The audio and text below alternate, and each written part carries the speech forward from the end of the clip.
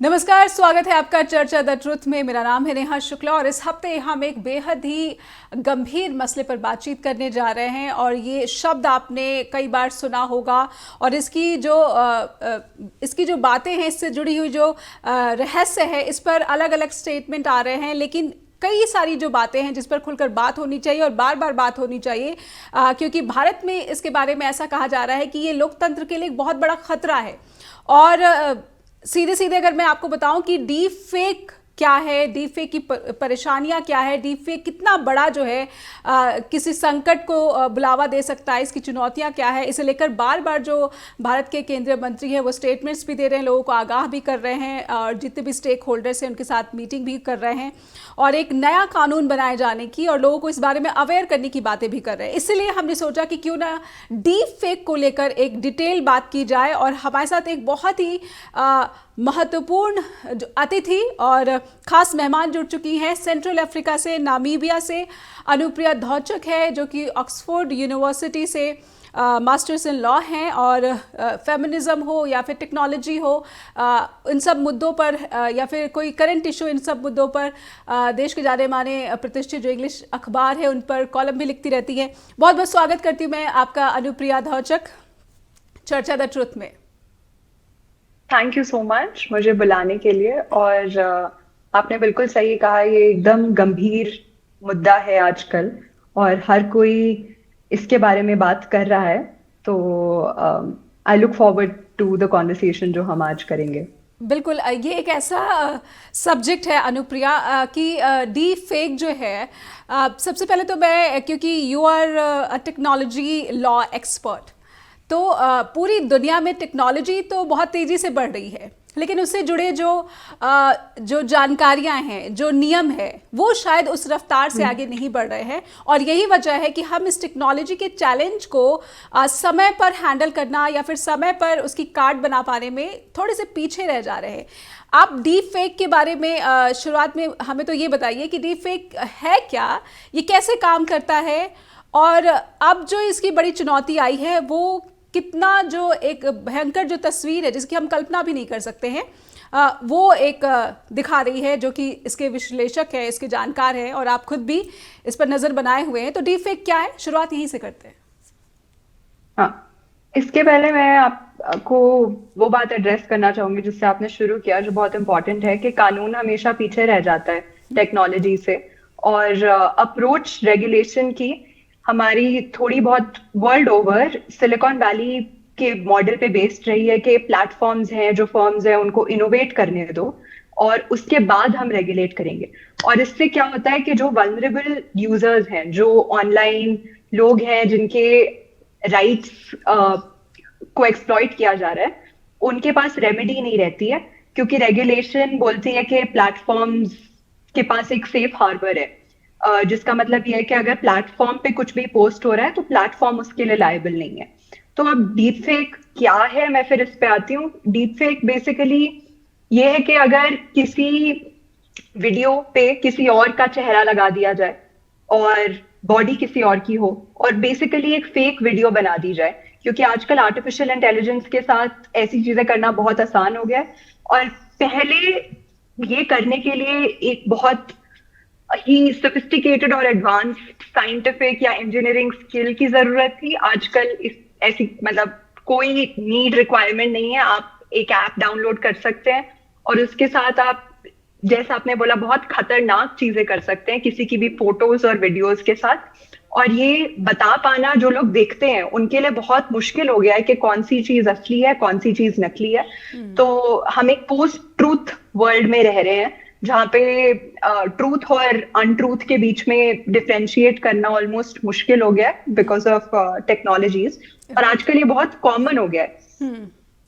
तो ये एक बहुत ही कॉमन बनता जा रहा है, लेकिन जो इसकी चुनौतियां हैं, मुझे लगता है कि दुनिया के तमाम, अगर भारत तो विकासशील देश है ही, लेकिन जो तो दुनिया के तमाम विकसित देश है, जैसे कि अगर मैं बात करूं कि यूके हो, यूरोपियन कंट्रीज़ हो, अमेरिका हो और अदर जो है नेशंस हैं, तो वहाँ पर भी डीप फेक की जो चैलेंजेस है, जो चुनौतियाँ हैं, क्या वैसे ही दिखती हैं जो इंडियन यूजर्स के साथ दिख रही हैं, या फिर वहाँ पे सिनेरियो थोड़ा सा बदल गया है क्योंकि वहाँ पे टेक्नोलॉजी पहले आ गई है?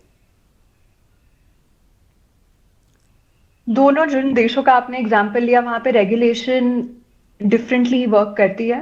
राइट। यूएस में ट्रेडिशनली रेगुलेशन की अप्रोच ये रही है कि कंपनीज को करने दो जो करना है, क्योंकि वरना हम इनोवेशन को स्टॉप कर देंगे। तो रेगुलेशन को एक बुरी नजर से देखा जाता है उधर। यूके में कंपैरेटिवली ज्यादा रेगुलेशन, यूरोपियन यूनियन में जनरली ज्यादा रेगुलेशन और लॉ को इतनी बुरी नजर से नहीं देखा जाता, और बिजनेसेस को रेगुलेट करने की नीड समझी जाती है। राइट। तो बट डिस्पाइट इस फर्क के बावजूद, क्योंकि इंटरनेट का लॉ एक ऐसा वो है कि वो जुरिस्डिक्शंस जो नुकसान होते हैं इंटरनेट पे, वो ऐसे मतलब, क्योंकि कंटेंट आप इंडिया में बैठे नमीबिया भेज सकते हो, यूके भेज सकते हो, अमेरिका भेज सकते हो। तो इसमें जो बॉर्डर्स हैं वो थोड़े रेलेवेंट हो जाते हैं बियॉन्ड पॉइंट ऑफ टाइम। और law of the internet is mostly based on section 230, जो अमेरिका में इंटरमीडियरी लाइबिलिटी का एक प्रोविजन है, जिसके अंदर जैसे कि मैंने बोला कि प्लेटफॉर्म्स को एग्जेम्पशन है कि वो मैं अगर फेसबुक हूं और या मैं ट्विटर हूं और उसके ऊपर कुछ पोस्ट हो रही है वीडियो जो कि एक डीप फेक है, राइट। तो क्योंकि मैं मॉनिटर नहीं कर रही हूँ मेरे प्लेटफॉर्म पे किस तरह का कंटेंट पोस्ट हो रहा है, वो मेरी ड्यू डिलिजेंस ऑब्लिगेशन ही नहीं है, तो कोई भी कुछ भी पोस्ट कर सकता है। वो रिस्पॉन्सिबिलिटी एक इंडिविजुअल यूजर पे आती है कि वो जिस भी जुरिस्डिक्शन में, या तो वो अपना वो कंटेंट रिपोर्ट करें, और या फिर वो कोर्ट जाएं और एक टेक डाउन ऑर्डर लेके आए। तो अब डीप फेक्स के ये ट्रेडिशनल अप्रोच रही है। यूके में एक ऑनलाइन सेफ्टी बिल आ गया है जिसमें वो ऐसी चीजें कॉन्टेम्पलेट कर रहे हैं। यूएस में एक नो फेक्स एक्ट करके लेजिस्लेशन सोची जा रही है, राइट। जो कि बेसिकली इस बात पे बेस्ड है कि कोई आपको इम्पर्सनेट करे अगर ऑनलाइन, तो आप वो कंटेंट एकदम से टेक डाउन करवा सकते हो, क्योंकि ये काफी खतरनाक चीज है। सिमिलरली इंडिया में भी इसी तरह रेगुलेट करने की हम कोशिश कर रहे हैं। तो वर्ल्ड ओवर अलग अलग हमारे कई एग्जिस्टिंग कानून हैं जिनको हम यूज कर रहे हैं for regulating deep fakes. Delhi high court में for example recently Anil Kapoor filed a case जिसमें वो कह रहे थे कि उनकी डीप फेक वीडियोस अलग अलग एक्ट्रेसेस के साथ वायरल हो रही हैं। तो उसमें भी कोर्ट ने रेमेडी दी, और उसमें इंटेलेक्चुअल प्रॉपर्टी के तहत रेमेडी दी गई। लेकिन जैसे हम आगे बात करेंगे, ये मॉरल पैरानोया भी क्रिएट हो गया है कि डीप फेक्स एक बहुत ही डेंजरस चीज है, बहुत नुकसान कर रहे हैं। लेकिन इसके लिए इसका रेगुलेटरी रिस्पॉन्स एक नी जॉक रिस्पॉन्स नहीं हो सकता कि हम बहुत ही ब्रॉड रेमेडी दे दें या फिर सेंसरशिप की बहुत ज्यादा ब्रॉड पावर्स दे दें। इसकी रेगुलेशन बहुत सोच के और टेलर करके इस स्पेसिफिक इशू को बननी चाहिए। अनुप्रिया, आपने बात तो जो यूएस और यूके यूरोपियन यूनियन कंट्रीज की कही है, कहीं ना कहीं जो मेरी समझ है कानून को लेकर, और क्योंकि ये सीधे सीधे एक जो सोशल यूज़र है, सोशल प्लेटफॉर्म का यूज़र है, उसके खुद की प्राइवेसी, उसके खुद की सुरक्षा उससे सीधा सीधा जुड़ा हुआ है। तो मेरे लिहाज से कोई भी इनोवेशन है, उस इनोवेशन को रेगुलेशन के दायरे में पहले लाना चाहिए, और कहीं ना कहीं वो एक लार्ज स्केल पर कोई सोसाइटी को थ्रेट ना करे, इसीलिए हमें रेगुलेशन की ज़रूरत होती है। और एलन मस्क का मैं नाम लूँगी कि उन्होंने उनका वीडियो भी सोशल प्लेटफॉर्म पर काफ़ी वायरल हो रहा है, जिसमें 2 साल पहले उन्होंने कुछ बात कही थी एआई को लेकर कि ये न्यूक्लियर वेपन की तरह जो है बन सकता है। तो सोशल प्लेटफॉर्म पहले से ही एक ऐसा इनकी इमेज है कि यहाँ पे जो दिखता है या फिर जो पढ़ा जाता है या फिर जो सुना जाता है वो सही नहीं होता। फैक्ट चेक सब अपने अपने तरीके से करते हैं, लेकिन अभी भी एक बड़ा चैलेंज बने हुए। ऐसे में डीप फेक को लेकर, और मैं इसको इंडियन पर्सपेक्टिव से अब आपसे समझना चाहूँगी, कितना बड़ा इशू आपको आने वाले दिनों में ये दिख रहा है, और जिस रफ्तार से इंडियन गवर्नमेंट आगे बढ़ रही है, इस रफ्तार को आप कितने करीब पाती हैं उस चैलेंज के? पाएंगे हमारे साथ अनुप्रिया जुड़ी हुई हैं जो कि नामीबिया से जुड़ी हुई हैं और टेक्नोलॉजी लॉ एक्सपर्ट है।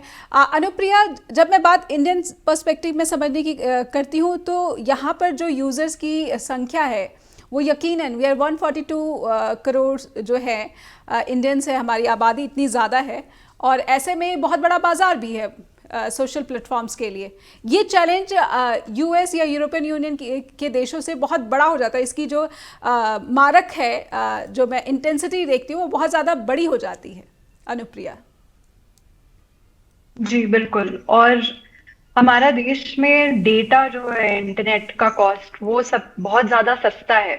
आजकल हर किसी के पास फोन है, डेटा है, आप इंटरनेट एक्सेस कर सकते हैं। डिजिटल डिवाइड भी है हमारे देश में बहुत, तो काफी ऐसे पिछड़े इलाके हैं जहाँ पे नहीं भी है, लेकिन as a matter of fact जो कॉस्ट ऑफ डेटा है वो हमारे देश में lowest, one of the lowest in the world है, और बहुत सारे इंटरनेट यूजर्स भी हैं। और आई थिंक एक और चीज जो पर्टिकुलरली महिलाओं को लेके इम्पॉर्टेंट हो जाती है इस मुद्दे पे, वो ये भी है कि हमारे देश में ऑनर का एक कॉन्सेप्ट है, जिसका मतलब ये है कि जो इज्जत होती है घर परिवार रिश्तेदारों की, वो कहते हैं कि एक महिला के उसमें होती है। और इस करके काफी मतलब ऑनर बेस्ड किलिंग्स होती हैं हमारे देश में। तो इसमें जो डीप फेक का इम्पैक्ट है वो आई थिंक हम और किसी ज्यूरिसडिक्शन से कंपेयर नहीं कर सकते जहां पे इस तरह का समाज नहीं है। Right. तो ऐसे समाज में अगर किसी की इंटीमेट प्राइवेसी,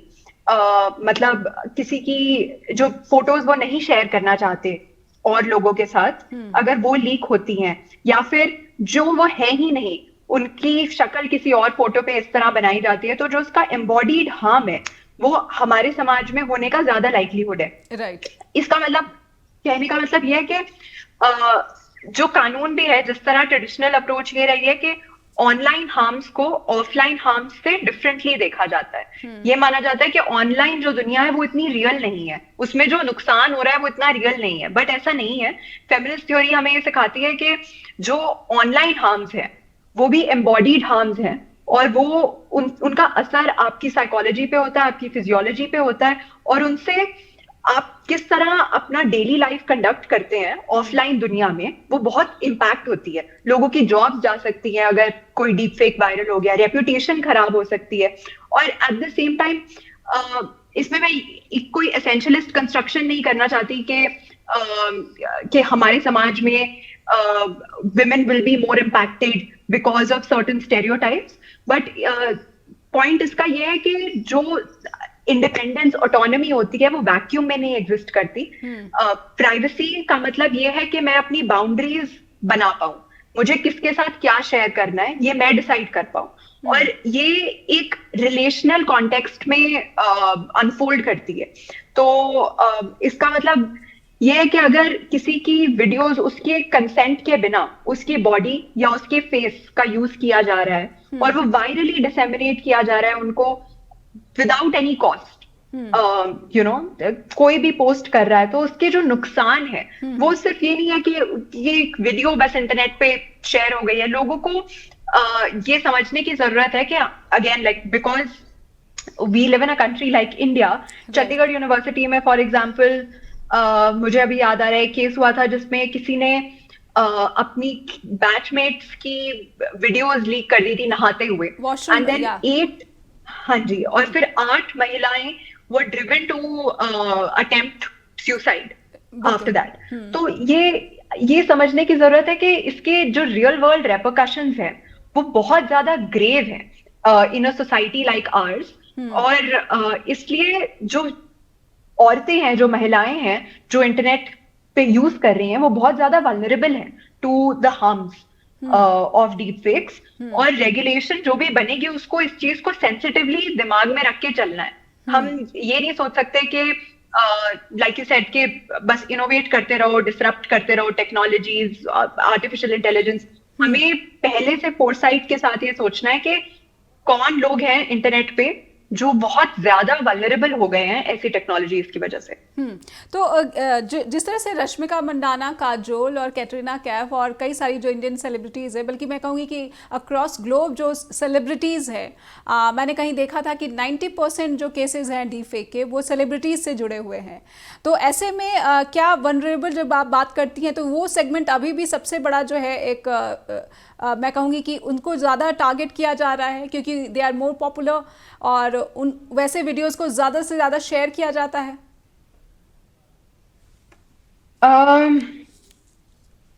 मेरा मानना है कि ये रिसर्च यूएस में भी डैनियल सिट्रॉन नाम की एकेडमिक है, उन्होंने कहा था कि मोर देन 90% जो डीप फेक वीडियोस हैं वो इंटीमेट इमेजेस की भी होती हैं। या फिर तो उनकी स्टडी में ये सेलिब्रिटी नॉन सेलिब्रिटी डिवाइड इतना स्ट्रांगली नहीं देखा गया था जितना कंटेंट कैसा है वो देखा गया था। जी। और मुझे लगता है कि सेलिब्रिटीज डेफिनेटली ज्यादा वल्नरेबल है कि उनकी अगर कोई डीप फेक वीडियो है वो ज्यादा लोग देखेंगे।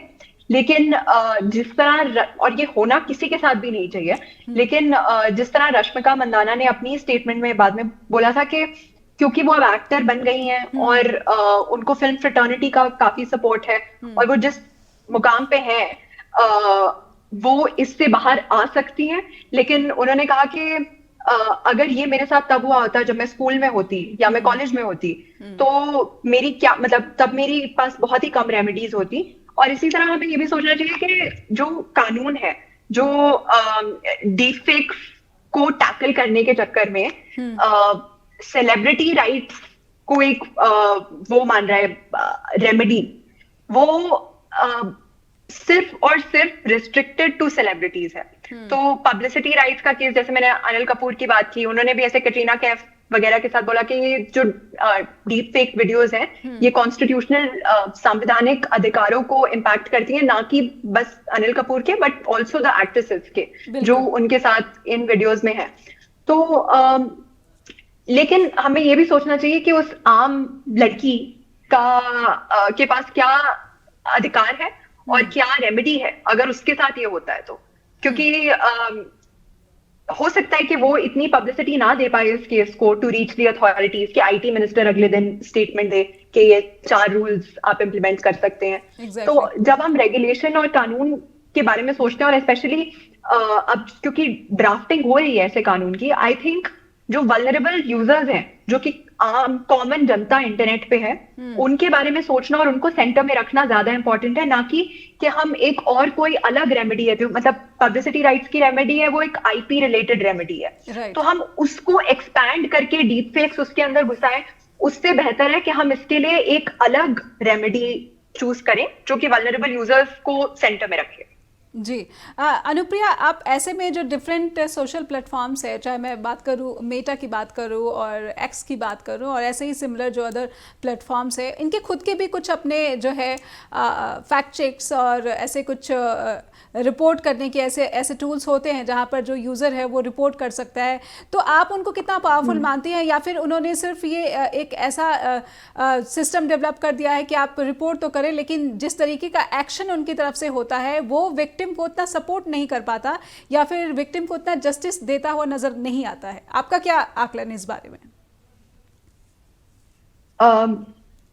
डिजिटल प्लेटफॉर्म्स अपने प्रॉफिट के हिसाब से चलते हैं। जब तक उनको रेगुलेशन या गवर्नमेंट या कानून की तरफ से कोई पुश ना आए वो अपना प्रॉफिट मैक्सिमाइज करने के लिए ही काम करते हैं यूजुअली।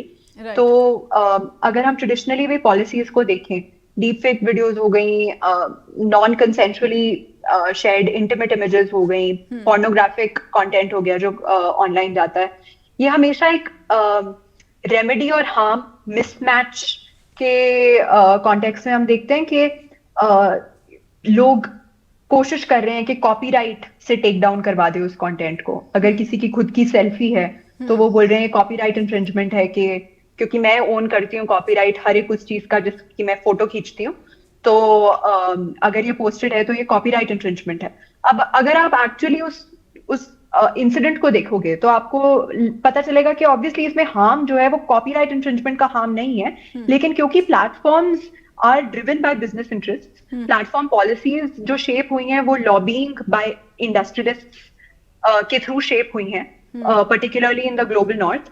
तो इसलिए लोगों को लगता है कि वो रिस्पॉन्ड फास्ट करेंगे अगर आप एक आईपी रेमेडी टारगेट करें other than a human rights remedy, rather than a human rights remedy, क्योंकि ह्यूमन राइट्स के बारे में प्लेटफॉर्म्स ने इतना सीरियसली सोचा ही नहीं है। अब उनकी रेप्यूटेशन पे और अनसेफ हो गए हैं वो एक्चुअली, तो वो बहुत लेट इसके बारे में सोच रहे हैं। लेकिन पहले से उनकी इनोवेटर्स की कंसर्न यही रही है कि आईपी बचा ले, बिजनेस इंटरेस्ट बचा ले लोगों के, और इस कारण जो एक्चुअली वल्नरेबल यूजर्स हैं उनको मुश्किल से शू ऑन करना पड़ा है अपना calls into some other remedy, which जिसके कॉन्सिक्वेंसेस ना तो आईपी डॉक्टरिंग के लिए अच्छे हैं, क्योंकि फिर वो बहुत ओवरब्रॉड कर देते हैं और फिर any content can be taken down अगर आप बहुत ही ओवरब्रॉड इंटेलेक्चुअल प्रॉपर्टी रेमेडीज बना दें। और ऑब्वियसली वो वल्नरेबल यूजर्स के लिए तो ठीक है ही नहीं, क्योंकि वो हार्म को बहुत मिसकैरेक्टराइज करते हैं। अगर किसी की डीप फेक वीडियो ऑनलाइन है तो वो कोई कॉपीराइट हार्म नहीं है, वो कोई इंटेलेक्चुअल प्रॉपर्टी हार्म नहीं है, वो किसी के सेलिब्रिटी राइट्स का वायलेशन नहीं है, जितना वो एक प्रिवेसी वायलेशन है, एक डिग्निटी जो डिग्निटी का अधिकार होता है सबका, उसका वायलेशन है। और मेरा मानना है कि वो एक इक्वालिटी का वायलेशन भी है इन अ वर्ल्ड जहां पे हम सब इक्वली वल्नरेबल नहीं है। तो जिस तरह अगर जितना ही ये डीपफेक्स प्रोलिफरेट करेंगे उतना ज्यादा लड़कियों को बोला जाएगा कि अपने अकाउंट्स बंद कर दो, उन्हें कहा जाएगा कि यूज मत करो इंटरनेट, सोशल मीडिया मत यूज करो। ऑलरेडी हमारे देश में जो जेंडर डिजिटल डिवाइड है वो बहुत ह्यूज है। आप इंस्टाग्राम डेमोग्राफिक्स को भी लेटेस्ट देखिए तो कुछ 25 या 27% लड़कियां हैं और बाकी ऑलमोस्ट मोर देन 70% लड़के हैं इंटरनेट पे। तो it's only going to worsen this divide. Anupriya ji, मैं आपसे समझना चाहती हूँ, जब आप भारतीय महिलाओं को देखती हैं और डीप फेक की समस्या को देखती हैं तो मुझे लगता है कि एक बड़ा प्लेटफॉर्म जो है, चाहे मैं इंस्टाग्राम की बात ले लूँ या फिर अदर जो प्लेटफॉर्म्स है, वहाँ पर वो टैलेंट प्लेटफॉर्म की तरह भी उसका इस्तेमाल होता है। और अगर महिलाओं को फ्री स्पीच या फिर जो एक प्लेटफॉर्म की बात होती है, ऐसे में डीप फेक की समस्या बहुत बड़ी हो जाती है। और कहीं ना कहीं जो है मुझे लगता है कि अवेयरनेस जितनी होनी चाहिए उतनी अवेयरनेस भी नहीं है लोगों के बीच में। सबके पास डाटा, जैसे आपने कहा कि इंडिया में ही जो है सबसे सस्ता डाटा अवेलेबल है, और मैं देखती हूँ कि रूरल एरिया में जो भारत के ग्रामीण दूर दराज के इलाके हैं वहाँ पे भी इनकी एक्सेसिबिलिटी जो है बढ़ती जा रही है। ऐसे में आप कहाँ देखती हैं कि जो भारत की महिलाओं की जो समस्या है या फिर जो चुनौतियाँ हैं वो बहुत ही इसका लेवल बहुत ही बड़ा है जिसको हम अभी शब्दों में बयान नहीं कर सकते।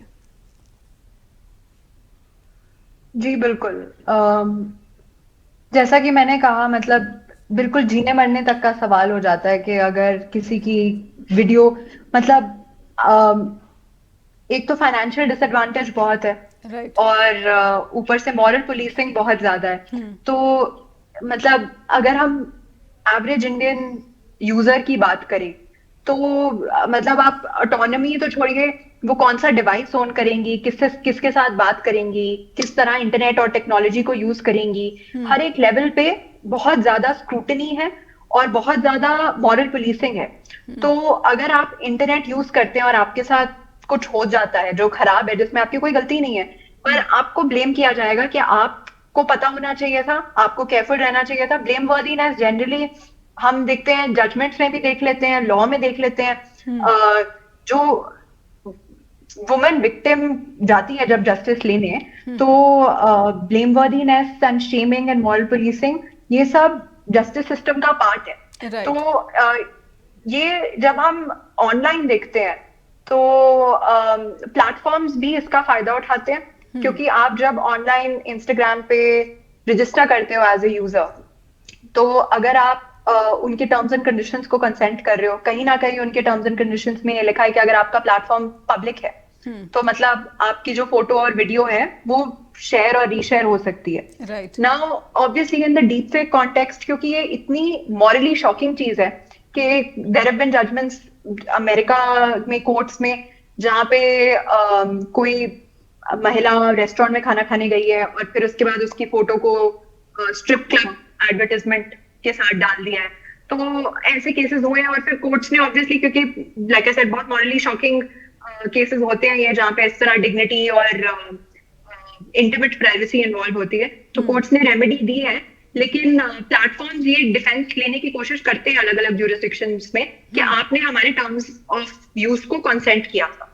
अब जो एवरेज यूजर है कौन पढ़ता है वो पूरे टर्म्स ऑफ यूज, और वो स्टैंडर्ड फॉर्म कॉन्ट्रैक्ट्स में एकदम छुपा के कहीं छोटा मोटा लिखा होता है। बट इन एनी केस हम एक डेमोक्रेसी में रहते हैं जहाँ पे सबके पास अधिकार है प्रिवेसी का, स्पेशली इंटीमेट प्रिवेसी। हमारी एक जजमेंट आई है पुट्टास्वामी, जो कि एक लैंडमार्क जजमेंट रही है, जिसमें फेमिनिस्ट अप्रोचेस टू प्रिवेसी को हाईलाइट भी किया गया है। तो उसके अंदर ये सब है कि मतलब आपकी इंटीमेट प्रिवेसी वायलेट नहीं होनी चाहिए। अगर मैं कोई फोटो डाल रही हूँ किसी पब्लिक प्लेटफॉर्म पे चाहे वो इंस्टाग्राम हो, चाहे वो ट्विटर हो, चाहे वो फेसबुक हो, और उसके अंदर मेरा अकाउंट चाहे पब्लिक है, लेकिन इसका मतलब ये नहीं है कि मैंने कंसेंट किया कि आप किसी भी तरह से मेरी फोटो या वीडियो का इस्तेमाल करके उसको कुछ भी बना सकते हो। Exactly. मैंने एक कॉन्टेक्स्ट में उस फोटो को पोस्ट किया है अपने अकाउंट से, उसको, उसका मतलब ये नहीं है कि everyone is free to use that photo. और ये एक सोच है हमारे अगेन समाज में कि अगर कोई कमोडिफाई करता है अपनी आइडेंटिटी को, आप कह रहे थे जैसे कि इंस्टाग्राम पे अब एक पैसे कमाने का जरिया भी बन गया है। राइट। काफी प्लेटफॉर्म्स, टिकटॉक के बैन के पहले हमने देखा कि काफी लोग जिनके पास मीन्स टू लाइवलीहुड नहीं था, उन्होंने अपनी क्रिएटिविटी यूज करके टिकटॉक से काफी पैसे कमाए। Right. तो अगर प्लेटफॉर्म्स उन वल्नरेबल यूजर्स की सेफ्टी को प्रोटेक्ट नहीं करते, तो कहीं ना कहीं वो लोग अपना right to monetise their skills and their public persona and their content वो भी लूज कर रहे हैं, क्योंकि उनको फिर फोर्स कर रहे हैं आप कि आप अपना अकाउंट शट करो, क्योंकि यहाँ पे सेफ्टी तो नहीं मिलेगी। बिल्कुल, आपने कहा कि फोर्स किया जाएगा, फिर जो वनरेबल सेक्टर है उसको फोर्स किया जाएगा कि या तो आप अपना अकाउंट प्राइवेट कर लो या फिर अपना अकाउंट ही जो है उसको डिलीट कर दो। और मुझे अनुप्रिया याद आ रहा है, गोवा पुलिस की एक ऐसी स्टेटमेंट आई थी कि गोवा में बहुत ज़्यादा तादाद में जो साइबर क्रिमिनल्स हैं वो ऐसे ही वुमेन को ज़्यादातर विक्टिम बना रहे थे, और गोवा पुलिस ने एक जो है अवेयरनेस स्टेटमेंट दिया कि आप अपना जो सोशल प्लेटफॉर्म है उसको प्राइवेट कर लीजिए, या फिर जो है कोशिश कीजिए कि बार बार जो अपना जो डिस्प्ले पिक्चर है उसको बदलिए मत। तो इस तरह की स्टेटमेंट आई थी। तो how do you find it कि ये जो पुलिस इस तरह से जो हैंडल करती है इन सब साइबर क्रिमिनल्स के खिलाफ, जो विक्टिम है उसको इस तरह के सजेशन दिए जाते हैं, तो how do you find it और how do you react over this? बिल्कुल भी सरप्राइजिंग नहीं है ये, बट ये कॉन्स्टिट्यूशन के अलाइनमेंट में बिल्कुल भी नहीं है। जहां पे हमारा राइट टू इक्वालिटी है, वहां पे राइट टू इक्वल प्रिवेसी है सबको, और राइट टू इक्वल पब्लिसिटी भी होना चाहिए कि अगर किसी आदमी को अधिकार है कि वो अपने स्किल्स दिखाए पब्लिक को, अपना कंटेंट बनाए पब्लिकली, तो उतना ही अधिकार एक महिला को भी होना चाहिए कि वो अपना कंटेंट बनाए पब्लिकली, और जितने भी वो फॉलोइंग गैदर कर सकते हैं वो करें उस फॉलोइंग को गैदर। तो ये अप्रोच बिल्कुल भी सरप्राइजिंग नहीं है, लेकिन क्योंकि काफी इंस्टेंसेस में इवन इंटीमेट इमेजेस जब किसी की नॉन कंसेंशुअली लीक होती हैं, उसमें भी महिलाएं हिचकिचाती हैं पुलिस अथॉरिटीज को अप्रोच करने से पहले, क्योंकि काफी बार पुलिस ही इस तरह के विचार रखती है। तो अगर वो पुलिस वाला ही इस तरह सोच रहा है, तो even approaching the justice system वो एक डबल विक्टिमाइजेशन प्रोसेस बन जाती है कि ऑलरेडी आपके साथ कुछ हुआ है, फिर उसके बाद आप एक ऐसे इंसान को समझाने की कोशिश कर रहे हैं जो कहीं ना कहीं समझता है कि आपके साथ जो हुआ ठीक ही हुआ। अगर आप इस तरह का कंटेंट डालेंगी या इतनी पब्लिसिटी करेंगी तो ये तो एक्सपेक्टेड ही है इंडिया जैसे देश में। अगर वो इस तरह की सोच रख रहा है तो आपको फिर वो विक्टिमाइजेशन 2 बार सहनी पड़ती है। एग्जैक्टली यानी जो इसमें विक्टिम है उसी को पहले कहा जाता है कि साबित करो कि ऐसा तुम्हारे साथ हुआ है, तो ये नहीं होना चाहिए था, या you are not responsible for the incident happen with you. लेकिन मुझे याद आ रहा है कि कहीं ना कहीं जब इस तरह की क्राइम्स होती हैं अनुप्रिया, तो पूरे ग्लोब में एक मैं देखती हूँ कि हम जो है कट्टरपंथ की तरफ, दक्षिण पंथ की तरफ जो है, एक्सट्रीमिज्म की तरफ जो है बढ़ रहे हैं। और ऐसे में जो फेक वीडियोस हैं, फेक वॉइस ओवर्स हैं, और वो कहीं ना कहीं राइट्स का डर है, कहीं किसी कम्युनिटी को टारगेट किए जाने का डर है, और ऐसे कई सारे इंसिडेंट्स आ चुके हैं सामने। और इसीलिए डेमोक्रेसी के लिए जो डीप फेक है एक बहुत बड़ा चैलेंज बताया जा रहा है। आपको कितना लगता है कि ऐसे वर्ल्ड में जहां पर तेजी से हिंसा फैलती है, तेजी से लोग एक दूसरे के लिए नफरत भरे बातों को जो है एक्सप्रेस करने लगते हैं, ऐसे में डीप फेक कितनी बड़ी चैलेंज है? बहुत बड़ा चैलेंज है, क्योंकि जैसे मैंने कहा कि हम एक पोस्ट ट्रूथ वर्ल्ड में रह रहे हैं। ऑनलाइन एल्गोरिदम्स एक फिल्टर बबल बना देते हैं। आपको समझने ये जरूरी है कि प्लेटफॉर्म्स के लिए प्रॉफिटेबल है डीप फेक जैसी टेक्नोलॉजी, क्योंकि जो पोलराइजिंग कंटेंट होता है, जो हिंसावादी कंटेंट होता है, जो हेटफुल स्पीच होती है, वो एंगेजमेंट ड्राइव अप करती है। हम अगर कुछ स्ट्रांगली वर्डेड देखते हैं, we have an emotional reaction to it, और वही चाहिए प्लेटफॉर्म्स को इस एज में, कि लोग अपने अटेंशन, इमोशन उनके प्लेटफॉर्म तक सीमित रखें और एडिक्ट हो जाए। कि मैं अगर एक तरह का कंटेंट कंज्यूम करती हूँ, एक पॉलिटिकल आइडियोलॉजी को बिलोंग करती हूँ, तो एल्गोरिदम को पता चल जाएगा कि मैं अपनी अटेंशन इस चीज को दे रही हूँ, और फिर वो मुझे उसी तरह का कंटेंट दिखाते रहेंगे, नॉट विथस्टैंडिंग द फैक्ट कि वो सच है कि झूठ है। और अगर यूएस में ओपन एआई और कंपनीज ने मिलकर बोला है कि वो वाटर मार्किंग टेक्नोलॉजी यूज करेंगे, जहाँ पे वीडियोस और इमेजेस, सॉरी नहीं है, गूगल ने कहा है कि वो वाटर मार्किंग टेक्नोलॉजी अपनी बना रहे हैं, जिससे इमेजेस जो सच है, जो ट्रू इमेजेस है, वो वेरीफाई की जा सके। और उन्होंने ये शेयर नहीं करेंगे इस टेक्नोलॉजी के पीछे का जो कोड है विद अदर प्लेयर्स, क्योंकि उनका मानना है कि जैसे ही वो शेयर कर देंगे जो। अनुप्रिया, हमने जो बात की और डेमोक्रेसी को लेकर पूरी दुनिया में जो एक बड़ा ख़तरा डीप फेक के रूप में निकलकर सामने आया है, कहीं ना कहीं, और हेट को बढ़ावा भी मिल सकता है, कहीं ना कहीं जो हिंसा को बढ़ावा मिल सकता है, और हम देख रहे हैं कि दुनिया जो है युद्ध का भी सामना कर रही है। और इससे डीप फेक का चैलेंज जितना सीरियस दिख रहा है, उतना सीरियसली गवर्नमेंट्स के रेगुलेशन जिस स्तर पे फॉर्म होने चाहिए, क्या आपको लगता है कि हम वो फाइट बिल्कुल मुकाबला बराबर का दे पा रहे हैं डीप फेक की चुनौतियों को आजकल के हिंसा के दौर में, आजकल नफरत भरे समाज के दौर में? अनुप्रिया, ये बहुत ही चैलेंजिंग चीज है for law makers to grapple with, लेकिन हमारा रिस्पॉन्स, एटलीस्ट इंडियन गवर्नमेंट का रिस्पॉन्स इस पे बहुत ही नीजक रिस्पॉन्स रहा है कि कुछ एक बड़ा इंसिडेंट होता है। यूजुअली लॉ रिफॉर्म इंडिया में इसी तरह फंक्शन करता है कि कोई एक बड़ा इंसिडेंट हो जाएगा जो मीडिया बहुत पब्लिसाइज कर देगी, और फिर उसके बाद लॉ मेकर्स सोचेंगे कि लोगों को थोड़ा शांत करने के लिए हम कह देते हैं कि नहीं, हमारी रेगुलेशन है। लेकिन एक्चुअली ये इस तरह लॉ रिफॉर्म होना नहीं चाहिए। और जिस तरह का रिस्पॉन्स दिख रहा है उसके अंदर एक और खतरा ये है कि जो टेक डाउन की पावर्स हैं, वो already Shreya Singhal versus union of India एक जजमेंट रही है जिसमें कॉन्स्टिट्यूशनलिटी की बात की गई है कि इस तरह आप unchecked power of take down नहीं दे सकते गवर्नमेंट एंटिटीज को। तो इवन इस मुझे इस बात से थोड़ा, I think that we need to be careful कि गवर्नमेंट डीप फेक के मुद्दे को एक्सप्लॉइट करके अपने आप को ज्यादा पावर्स ना दें कि वो किसी भी तरह का कंटेंट टेक डाउन कर सकते हैं, क्योंकि fact checking of miss information के नाम के अंदर सरकार ने काफी बार ऐसा कंटेंट टेक डाउन किया है जो कि इनकरेक्ट नहीं है, जो कि उनके खिलाफ है, तो उसको टेक डाउन कर देते हैं। तो हमें इसको एक होलिस्टिक अप्रोच के साथ देखना है कि जो भी रेगुलेशन बन रही है वो ब्रॉड ना हो और वो अगेन अनकॉन्स्टिट्यूशनल पावर्स ना दे और मिसयूज ऑफ पावर को इनकरेज ना करे। तो ये इम्पोर्टेंट है।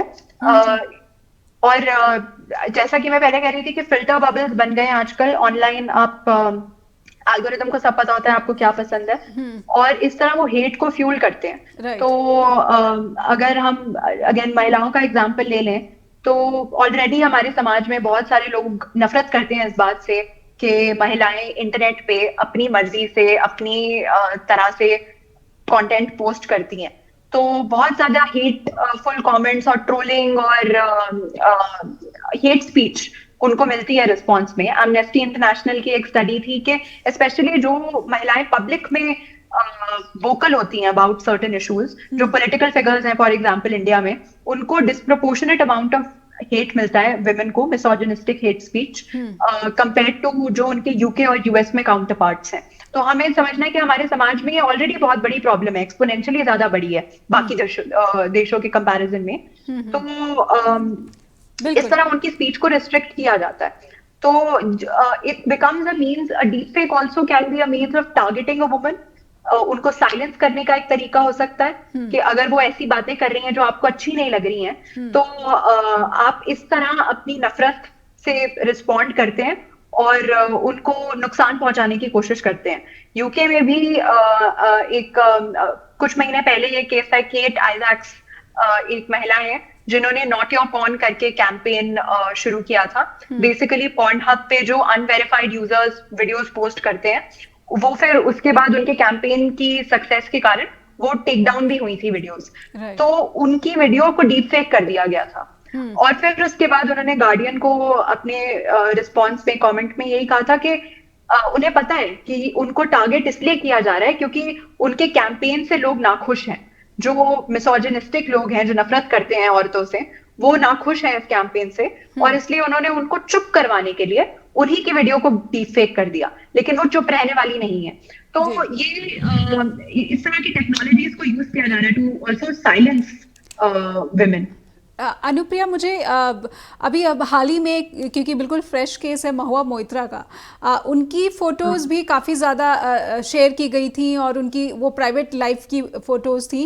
And she is a politician, quite vocal, और जितने भी मुद्दे हैं उस पर खुलकर बोलती हैं। और इसके बाद भी जिस तरह से जो सत्ताधारी पार्टी है, उनके मिनिस्टर्स की तरफ से और उनके जो नेता हैं, सपोर्टर्स की तरफ से भी जिस तरह से उनको शेयर किया जा रहा था, तो मैं समझना चाहती कि ये जो शेयर करते हैं उन वीडियोज़ को या फिर फ़ोटोज़ को, वो कितने बड़े जो है अक्यूज़ हो जाते हैं। और फिर जब पैट्रोनेज मिलती है, पॉलिटिकल पैट्रोनेज मिलती है, तो आपको ये उम्मीद कितनी धुंधली हो जाती है उन महिलाओं के लिए जो न्याय के लिए बोलती हैं, या फिर जो लोगों के लिए बोलने की कोशिश करती हैं, या फिर लोगों की समस्याओं पर जो है खुलकर बात करनी चाहती हैं, या फिर सरकार को जवाबदेह के बनाने के लिए कटघरे में खड़ा करने की कोशिश करती है। अनुप्रिया।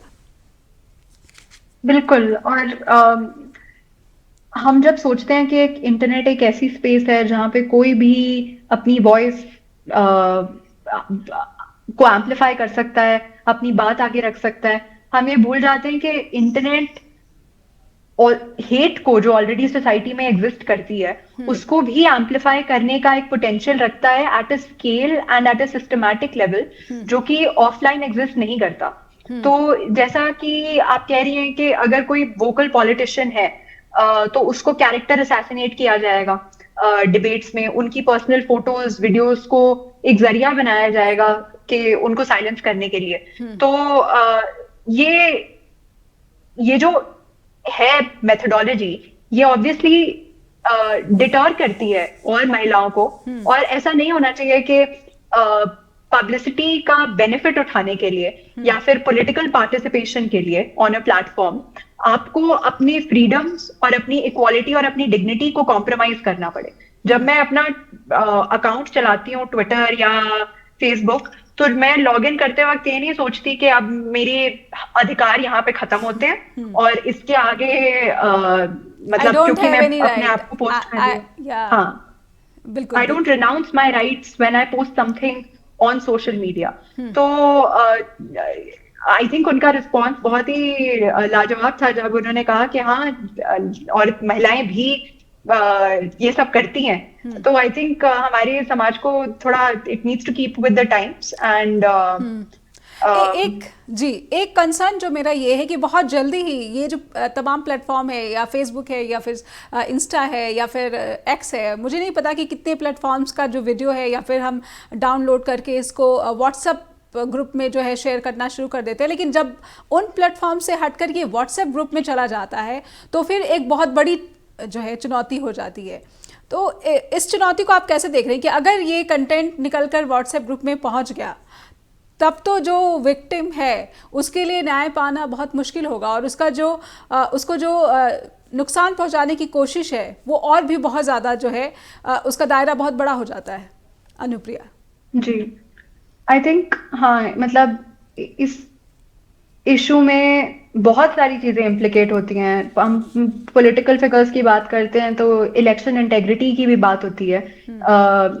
ऐसा मतलब व्हाट्सएप वायरलिटी पे जब हम जाएं, व्हाट्सएप ने भी थोड़े बहुत फीचर्स इंट्रोड्यूस करे उसके बाद, क्योंकि इवन और भी जो डेवलपिंग देश हैं, ब्राजील फॉर एग्जांपल, वहां पे भी इलेक्शन इंटेग्रिटी इसी तरह इम्पैक्ट हो रही थी। उनका भी डेटा काफी चीप है, और जब कोई पॉलिटिकल कैंडिडेट होगा, अगर उसकी वीडियो डीप फेक कर दोगे और फिर व्हाट्सएप के थ्रू डिसेमिनेट करोगे हजारों लाखों लोगों को, तो उससे डेफिनेटली वोटर बिहेवियर इन्फ्लुएंस होता है, इलेक्शन इंटेग्रिटी इम्पैक्ट होती है।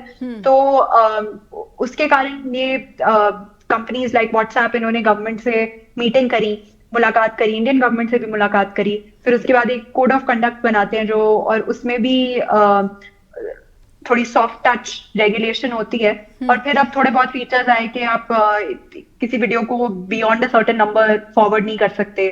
कोई मल्टीपल टाइम्स फॉरवर्डेड वीडियो है तो अब उसमें पता चलता है कि मल्टीपल टाइम्स फॉरवर्डेड वीडियो है। और हमारे देश में तो बहुत मतलब लिंचिंग्स हो रखी हैं, दंगे हो रखे हैं, कम्युनिटी राइट्स जैसे आके आपने बोला हो रखे हैं।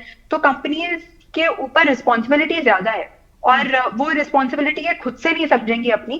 तो जो रेगुलेशन है उसमें प्रोसीजरल सेफगार्ड्स भी होने चाहिए कि ऐसा ना हो कि हम बहुत ब्रॉड रेगुलेशन क्रिएट कर दें जिसको गवर्नमेंट मिसयूज कर सके। और ऐसा भी नहीं होना चाहिए कि प्राइवेट प्लेयर्स कुछ भी कर रहे हैं क्योंकि वो सिर्फ अपना प्रॉफिट देखेंगे, उनके पास कोई इंसेंटिव नहीं है किसी वल्नरेबल यूजर या किसी इलेक्शन को की इंटेग्रिटी को सेफ गार्ड करने का। समय समाप्त हो गया अनुप्रिया, लेकिन ये जो चिंताएं हैं वो एक एक करके इतनी ज़्यादा व्यापक, और इसकी जो इंटीग्रिटी है वो इतनी ज़्यादा विस्तार है इसके कि मुझे लगता है कि जितना जागरूक हुआ जा सकता है इस मसले पर, जितनी बातें करनी चाहिए ज़्यादा से ज़्यादा, वो लोगों को ज़रूर फ़ायदा पहुंचाएगी। और आपने समय निकाला अनुप्रिया अपने इतने बिजी शेड्यूल से, बहुत बहुत धन्यवाद करना चाहूँगी कि आप जुड़ी नामीबिया से, और आपको बहुत बहुत शुभकामनाएं आपके भविष्य के लिए। और अब दर्शकों से मेरा अनुरोध है कि चर्चा द ट्रुथ के कि आप हमें info@justbroadcasting.com पर अवश्य फीडबैक भेजते रहिए, और neha@justbroadcasting.com पर भी आपके फीडबैक का ईमेल के रूप में हमें इंतज़ार रहता है। बहुत बहुत धन्यवाद।